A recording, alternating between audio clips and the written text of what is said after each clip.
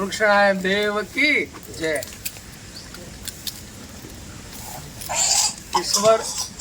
ઈશ્વરે પ્રકૃતિને આપેલા જીવોની જય।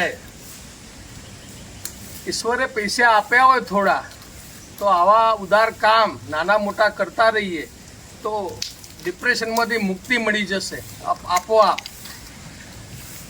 આવા નાના કામો, આવા કુદરતના કામો પૈસાદારો બધા ભૂલી ગયા છે, તો પૈસાદારોને ખાસ વિનંતી છે કે ભાઈ થોડા પૈસા આવા સારા પ્રાણીઓને ઓછી મજૂરીએ ખોરાક મળી રહે।